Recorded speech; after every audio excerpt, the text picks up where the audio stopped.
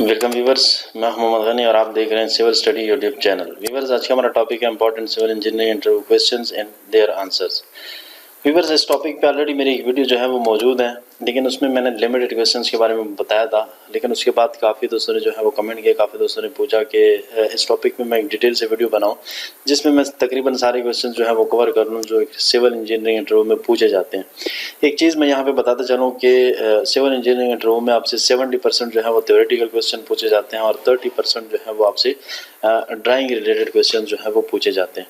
तो यहाँ पे मैंने जो है वो थ्योरेटिकल क्वेश्चन के बारे में बताऊंगा। नेक्स्ट किसी लेक्चर में जो है वो ड्राइंग से रिलेटेड जो क्वेश्चंस हैं उनके बारे में मैं बताऊंगा।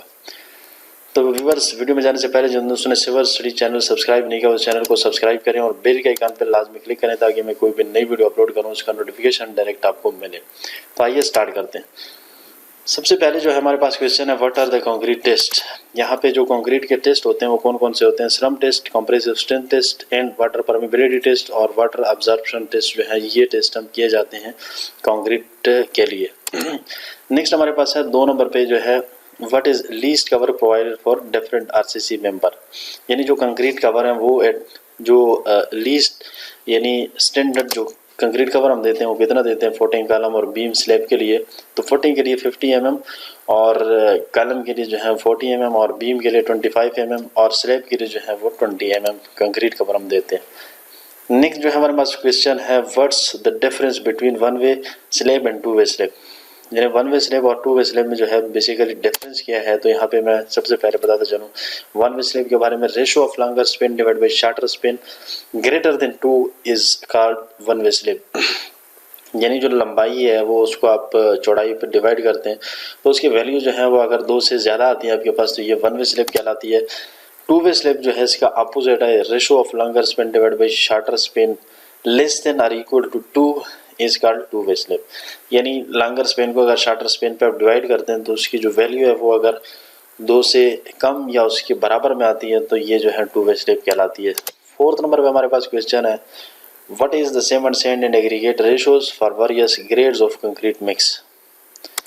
तो यहाँ पे मैं एक चीज़ बताता चलूँ कि जो ग्रेड ऑफ कंक्रीट है इस पर ऑलरेडी मेरी एक वीडियो मौजूद है। अगर आपको डिटेल में जो है इसमें जाना है M10 जो है वो क्या है और रेशियो जो है कैसे आ गई तो मेरी एक वीडियो है, आप मेरे चैनल का विजिट करें, वहाँ जाके आप देख सकते हैं।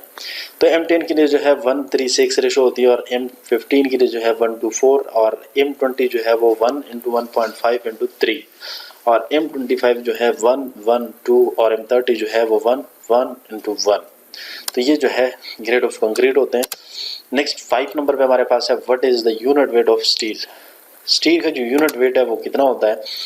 The unit weight of steel is 78.5 kilo newton per metre cube जो है वो यूनिट वेट स्टील का जो है वो होता है। नेक्स्ट 6 नंबर पे हमारे पास है, what do you mean by the moment of inertia. Moment of inertia जो है वो क्या है? A quantity expressing a body tendency to resist angular acceleration which is the sum of the products of the mass of each particles in the body with the square of its distance from the axis of rotation. So 7 number पे हमारे पास है, what is the crank length in the slab। यानी crank length जो है वो क्या होती है स्लेब के अंदर? The crank length in slab is 0.42 d where d is depth of slab, top cover, bottom cover। 8 नंबर पे जो है हमारे पास है, how do you check the quality of cement on the side. यानी जो सीमेंट की क्वालिटी है उसको आप साइड पे कैसे चेक करेंगे, कैसे आपको पता चलेगा इसकी स्ट्रेंथ जो है वो सही है या नहीं, यूज़ के लिए ये जो सीमेंट है ये ठीक है या नहीं है। तो सबसे पहले जो है डेट ऑफ मैन्युफैक्चरिंग, यानी जो सीमेंट स्ट्रेंथ डिक्रीज यानी सीमेंट की जो डेट है उसको आपने चेक करना है। यानी अगर सीमेंट जो है वो मैन्युफैक्चरिंग डेट के बाद आप 6 महीने तक जो है वो इस्तेमाल कर सकते हैं मैक्सिमम, लेकिन अगर उससे ज़्यादा टाइम ओवर हो जाए तो ये जो है स्ट्रेंथ कंक्रीट के काबिल नहीं होती, ये सीमेंट जो है वो आप यूज़ नहीं कर सकते। Cement strength decreases with its age, यानी एज के साथ साथ जो है सीमेंट की जो स्ट्रेंथ है वो कम होती जाती है। नेक्स्ट क्या तरीका है, colour should be grey with light greenish shade and it should be uniform. Colour gives an indication of excess lime और क्ले। नेक्स्ट जो है फ्लूइड टेस्ट है, a good cement want fluid if you throw a cement and water। और 4th number पे जो है when you put your hand in cement bag you should feel cold। तो ये जो है 4 हमारे पास तरीके हैं जिसके जरिए हम जो है सीमेंट की क्वालिटी चेक करते हैं। नेक्स्ट जो है हमारे पास क्वेश्चन है 9 नंबर पे जो है, what is the unit weight of concrete. Concrete की जो यूनिट वेट है वो क्या होता है। The unit weight of concrete depend on the types of aggregate and the types of aggregate and amount of voids. As per IS 456-200, unit weight of PCC is 24 kilonewton per meter cube and RCC is 25 kilonewton per meter cube। जो है ये क्या है, unit weight of concrete है।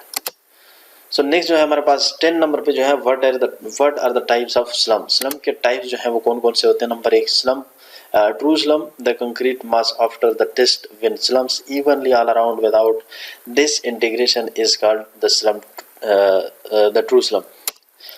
So next जो है हमारे पास shear slump होता है, with one half of the concrete mass slide down, the other is called the shear slump। This type of slump is obtained in a lean concrete mix।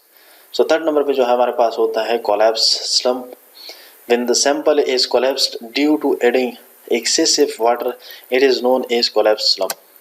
और 4 number पे जो है हमारे पास होता है zero slump, for very stiff or dry mixes it does not show any changes of the slump after removing the slump cone।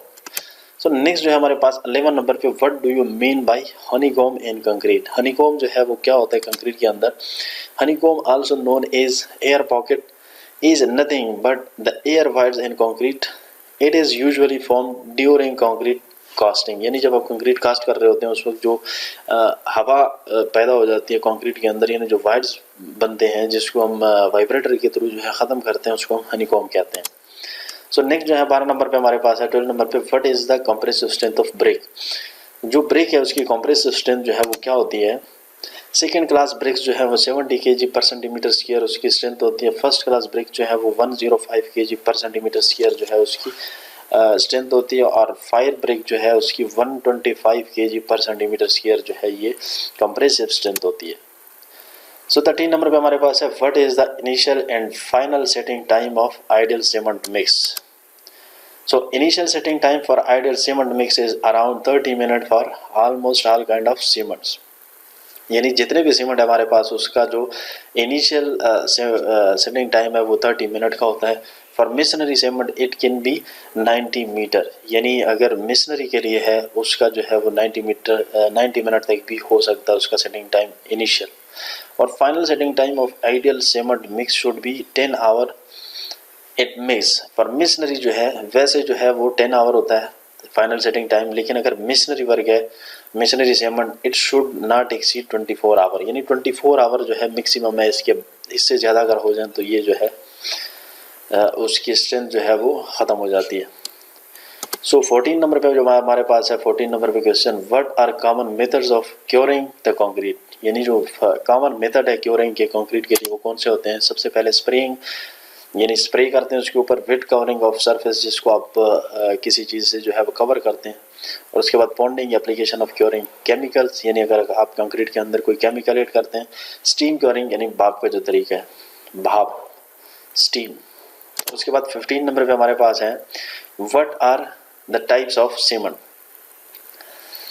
जो cement है उसके टाइप्स कितने हैं। अच्छा इस पे एक चीज़ मैं बताऊं कि जो सीमेंट है उसके टाइप्स में डिटेल एक वीडियो बनाई हुई है कि कौन सा सीमेंट जो है किस पर्पज़ के लिए हम इस्तेमाल करते हैं, और उस पर डिटेल एक मेरी वीडियो जो है वो मौजूद है। आप जाके चैनल का विजिट करके इस वीडियो को देख सकते हैं। यहाँ पे जस्ट मैं बताऊँगा कि जो टाइप्स है वो सीमेंट के वो कौन कौन से होते हैं। There are various types of cement which are ordinary Portland cement यानी ओपीसी, वाइट पोर्टलैंड सीमेंट यानी डब्ल्यूपीसी, पोर्टलैंड पोजोलाना सीमेंट यानी PPC, low heat Portland cement, coloured Portland cement, hydrophobic cement, rapid hardening cement, Portland slag cement, sulphate resisting Portland cement etcetera.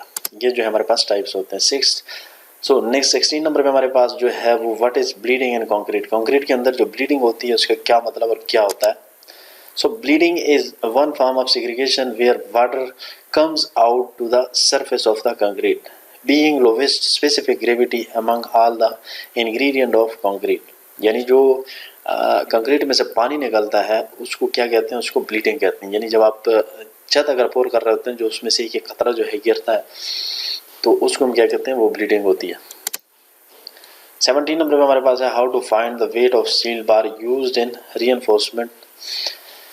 यानी जो wait of steel बार है उसको हम कैसे find करेंगे, तो इसका आंसर जो है weight of bar in K G per metre जो है is equal to d square divide by 162.2, where d is equal to dia of bar in millimetre. यानी जो कंक्रीट जो स्टील बार है उसका जो वेट है उसको कैसे हम कैलकुलेट करेंगे, ये फार्मूला जो है डी स्क्वायर डिवाइड बाई 162.2 है। ये फार्मूला जो है सिर्फ मीटर के लिए है, ये फीट के लिए बिल्कुल नहीं है।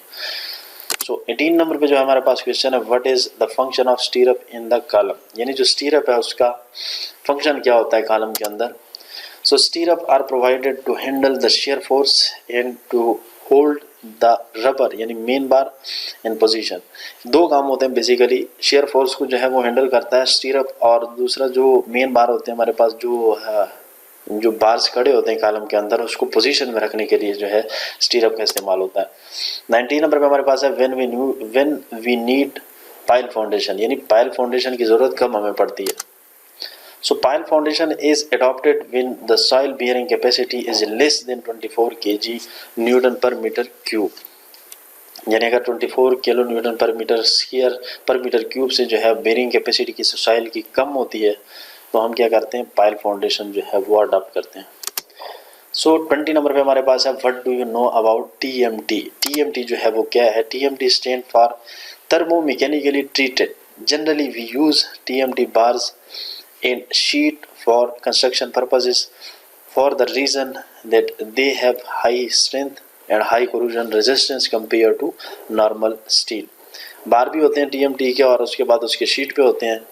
जैसे अंडरग्राउंड जितनी कंस्ट्रक्शन होती है उसमें तकरीबन हम टीएमटी का इस्तेमाल करते हैं जंग को रोकने के लिए, जहाँ पे ज़्यादा जंग लगने का ख़तरा होता है जल्दी, तो उस वहाँ पे जो है हम टीएमटी बार का या टीएमटी शीट का जो है हम इस्तेमाल करते हैं। नेक्स्ट जो है हमारे पास 21 नंबर पे है what are the types of foundation used in construction. यहाँ पे एक चीज़ और बताता चलूँ कि जो फाउंडेशन है, टाइप्स ऑफ फाउंडेशन, इस पर अलग से मेरी वीडियो जो है वो मौजूद है। आप मेरे चैनल को विजिट करके इस टॉपिक को आप डिटेल से देख सकते हैं कि कौन सा फाउंडेशन जो है कम हम जो है कब हमें इसकी इस्तेमाल जो है कब हमें ज़रूरत पड़ती है और क्या क्या टाइप्स हैं वो डिटेल से मैंने बताए हुए हैं। तो यहाँ पे जस्ट मैं बताता हूँ कि टाइप्स जो है वो कौन से हैं। There are basically two types of foundation, shallow and deep foundation. Again, shallow foundation can be classified as spread footing, combined footing, step or cantilever footing, and finally made or raft footing. Deep foundation can be classified as pile footing, pier footing, caisson footing and well foundation. ये जो है types होते हैं। 22 number पे हमारे पास जो question है, name various authorities are worker on in construction site. जो है वो अथॉरिटीज कौन कौन सी होती है किसी भी कंस्ट्रक्शन प्रोजेक्ट पे। सबसे पहले सीनियर इंजीनियर या प्रोजेक्ट मैनेजर जो सबसे सीनियर होता है, कंस्ट्रक्शन मैनेजर यानी सीएम, और site engineer, site supervisor, land surveyor, contractor, मिस्त्री, मेसन या लेबर। सो 23 नंबर पे हमारे पास है व्हाट इज ग्रोटिंग। ग्रोटिंग जो है वो क्या है। Grouting is a fluid form of concrete which is used to fill the voids. यानी किसी भी सरफेस पे जो है अगर वाइड्स है या कहीं भी उसको फिल करने के लिए जो हम कंक्रीट यूज करते हैं उसको क्या कहते हैं, उसको ग्रोटिंग कहते हैं। 24 नंबर पे what's the height of each floor. यानी जो किसी भी फ्लोर का जो स्टैंडर्ड हाइट है वो कितना होता है, 3 मीटर। उसके बाद 25 नंबर पे हमारे पास है व्हाट इज घंटिंग।